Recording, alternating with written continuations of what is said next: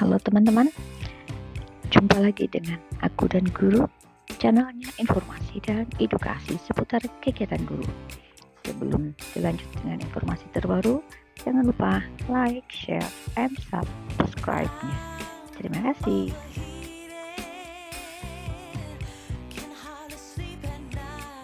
Diinfokan bahwa akan ada PPG Prajabatan yang akan dibuka kembali oleh Kemendikbudristek untuk tahun 2023. Dikatakan bahwa Kementerian Pendidikan dan Kebudayaan Ristek dan Teknologi mengundang putra-putri terbaik bangsa yang akan memiliki minat dan bakat dan panggilan jiwa menjadi guru untuk mengikuti pendidikan prajabatan guru.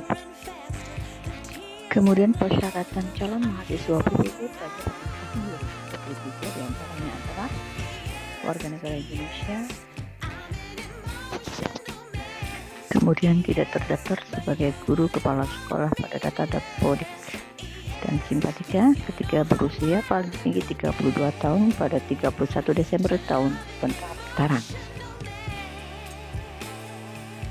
Keempat, memiliki kualifikasi akademik S1 atau D4 yang terdaftar pada Pangkalan Dikti atau terdata pada basis unit data unit penyetaraan ijazah luar negeri bagi lulusan luar negeri. Yang kelima, memiliki indeks prestasi kumulatif atau IPK paling rendah 3,0. Yang keenam, memiliki surat keterangan sehat jasmani dan rohani diserahkan pada saat lapor diri. 7, memiliki surat keterangan kelakuan baik dari kepolisian saat lapor diri. Kemudian 8, memiliki surat keterangan bebas nafsa atau narkotika pada saat lapor diri. Kemudian yang ke-9, menandatangani fakta integritas. 10, mengikuti tahapan seleksi yaitu seleksi administrasi, wawancara, dan tes substantif. Yang B, jumlah kuota nasional dan bidang studi PPG Prajabatan tahun 2023. Di antaranya adalah bidang studi umum, terdiri dari guru kelas SD, guru bahasa Indonesia, guru matematika, pendidikan jasmani, dan kesehatan.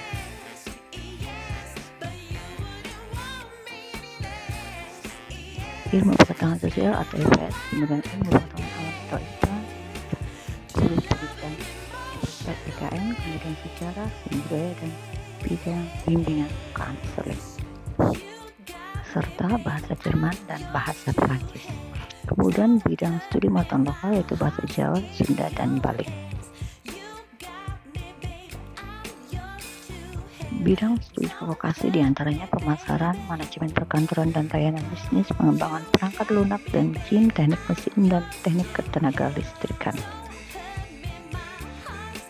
6, teknik elektronika. 7, kuliner. 8, teknik konstruksi dan perumahan.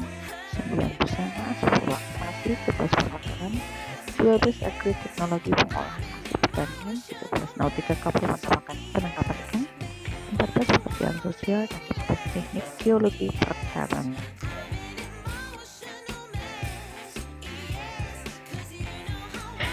Masa dan biaya pendidikan PPG Prajabatan tahun 2023 adalah perkuliahan PPG Prajabatan dilaksanakan selama 2 semester dan biaya pendidikan setiap semesternya adalah 6.500.000. Calon mahasiswa yang dinyatakan lulus seleksi dan ditetapkan sebagai mahasiswa PPG Prajabatan tahun 2023 akan memperoleh beasiswa dalam bentuk biaya pendidikan sebesar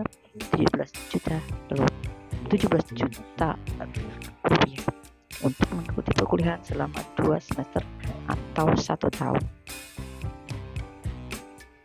Selanjutnya adalah tahapan seleksi. Ada 3 tahapan, yaitu tahap 1 adalah seleksi administrasi yang dilakukan lewat data online melalui aplikasi sistem informasi manajemen, pengembangan keprofesional kelanjutan.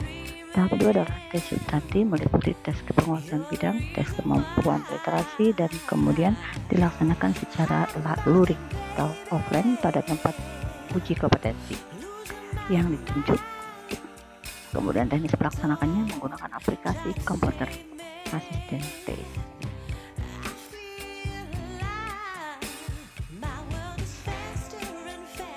Tahap 3 yaitu tes wawancara untuk menggali kompetensi profesional dan personal calon mahasiswa yang dilaksanakan secara daring dan online melalui media platform virtual meeting. Yang tata cara pendaftaran dan seleksi. Nah, yang pertama adalah peserta wajib memiliki alamat pos elektronik atau email yang aktif dan nomor HP yang aktif dan terkoneksi dengan aplikasi WhatsApp. Yang kedua, pendaftar mengakses laman http://kemdikbud.go.id lalu memilih menu daftar prajabatan, kemudian pilih daftar sebagai peserta. Pendaftar membuat akun pendaftaran aplikasi SIM PKB menggunakan email yang aktif. Kemudian pendaftar akan menerima email yang berisi tautan konfirmasi pendaftaran. Klik tautan itu untuk melanjutkan proses pendaftarannya. Yang keempat, pendaftar memasukkan nomor induk kependudukan, nama, jenis kelamin, dan tanggal lahir. Pada tahap ini, NIK, nama, jenis kelamin, dan tanggal lahir akan diverifikasi secara otomatis dan akun berhasil terbentuk jika data calon mahasiswa itu tersebut dinyatakan valid pada poin bagian A 1-3. Kemudian yang kelima, pendaftar melanjutkan dengan cara login pada aplikasi SIM PKB dengan menggunakan username dan password yang telah dibuat di awal pendaftaran calon mahasiswa, yaitu melengkapi isian biodata diri, biodata kemahasiswaan, bidang studi PPD yang nantinya akan diaktif. D. Data pendukung lainnya seperti pengalaman mengikuti pelatihan, berorganisasi, menjadi sukarelawan, melatih, mengembangkan orang lain, dan hobi. Yang E adalah isi, kemudian mengunggah dokumen antara lain foto terbaru berpakaian formal, kemeja putih berdasi hitam, rambut rapi bagi yang tidak berhijab, menggunakan jilbab warna hitam dan berlatar belakang warna biru. Kemudian kedua, akta integritas yang telah ditandatangani di atas materai Rp10.000 bagi calon mahasiswa lulusan luar negeri mengunggah SK penyetaraan ijazah luar negerinya dengan transkrip asli dari perguruan tinggi.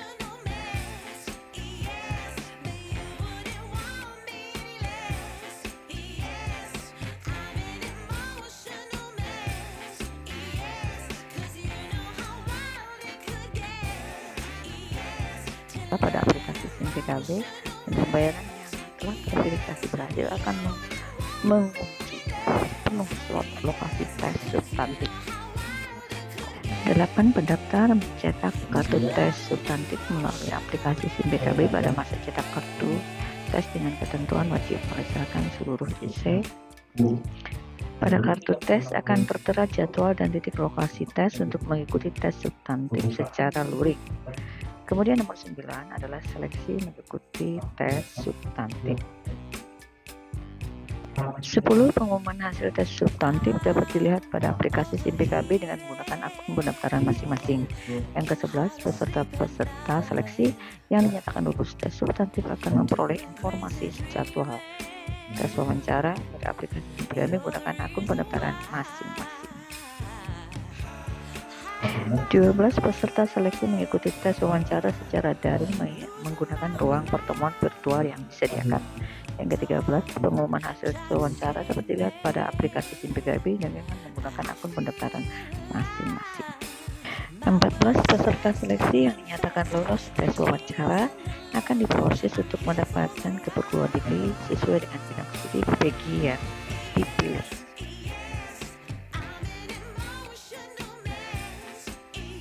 15. Calon mahasiswa menginformasikan kesediaan mengikuti BPJ Prajabatan di perguruan tinggi yang ditentukan pada aplikasi SIM PKB sesuai dengan jadwal masa konfirmasi. 16. Direktorat Jenderal GTK akan menetapkan mahasiswa PPG Prajabatan tahun 2023 sesuai dengan kuota nasional yang dibuka.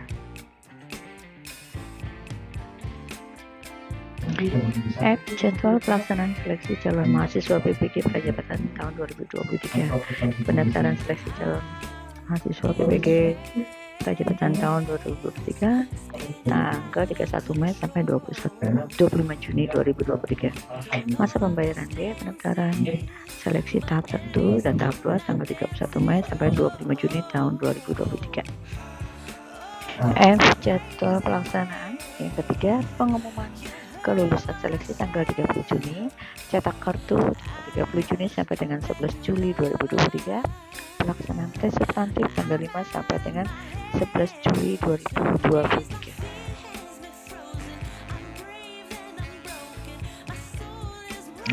Lalu yang keenam, pengumuman kelulusan tes substantif tanggal 31 Juli 2023, pengumuman jadwal wawancara tanggal 5 Agustus, pelaksanaan tes wawancara tanggal 7 sampai dengan 1 September 2023.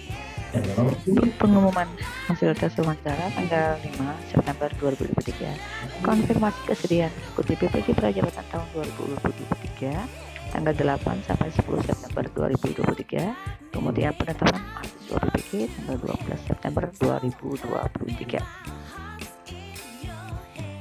Tinggi tentang ketentuan lain. Pertama, peserta seleksi diharapkan memberikan data dengan benar.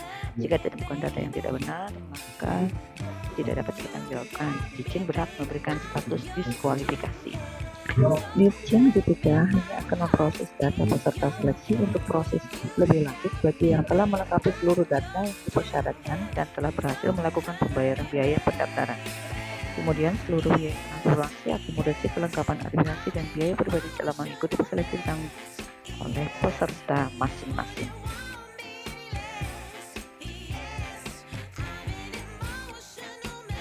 A.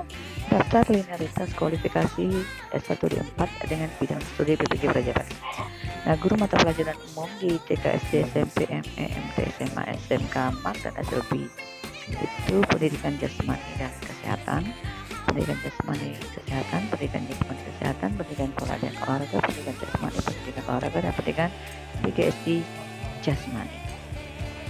Kemudian yang kedua adalah bahasa Jawa SMP, SMA, SMK, pendidikan bahasa dan sastra Jawa, pendidikan bahasa Jawa, pendidikan bahasa Indonesia dan daerah, pendidikan bahasa Indonesia dan sastra daerah, pendidikan bahasa sastra Indonesia dan bahasa daerah, sastra Sunda dan sastra daerah. 5. Bahasa Sunda dari untuk SMP, SMA, SMK, pendidikan bahasa Sunda, pendidikan bahasa Indonesia dan daerah, pendidikan bahasa dan sastra daerah, pendidikan bahasa sastra Indonesia dan daerah, kemudian sastra Sunda dan sastra daerah. Untuk pendidikan guru sekolah dasar atau PGSD, pendidikan guru sekolah dasar PGSD, pendidikan guru madrasah ibtidaiyah PGMI, pendidikan guru sekolah dasar Buddha. Seni budaya SMP, SMA, SMK itu pendidikan seni dan budaya keagamaan itu seni drama, seni tari dan musik, seni murni, seni tari, seni musik, seni rupa murni, seni pertunjukan, dan seni pertunjukan keagamaan. Kemudian untuk pendidikan jasmani dan kesehatan untuk SD, SMP, SMA, dan SMK ada jurusan pendidikan jasmani olahraga, jasmani kepelatihan olahraga, kepelatihan fisik olahraga, ilmu keolahragaan, kepelatihan olahraga, pelatihan kecabangan olahraga, olahraga rekreasi, dan manajemen olahraga.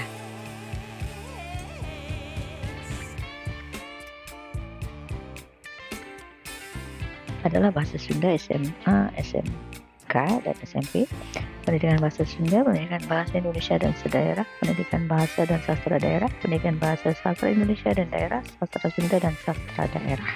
Untuk jurusan MPS, SMP, SMA, dan SMK, pendidikan ilmu pengetahuan sosial, tadris ilmu pengetahuan sosial, pendidikan geografi, kemudian ada geografi, pendidikan ekonomi koperasi, pendidikan tata niaga, dan ekonomi.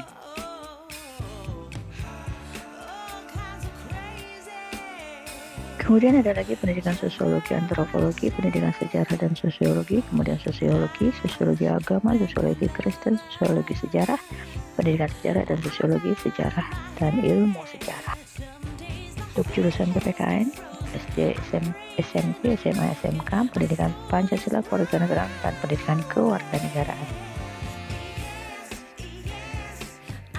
Untuk jurusan Bahasa Indonesia, SMP, SMA, dan SMK, pendidikan Bahasa dan Bahasa Indonesia, pendidikan Bahasa Indonesia, pendidikan dan Sastra Indonesia, pendidikan Bahasa Sastra Indonesia dan daerah, pendidikan Bahasa Indonesia dan daerah.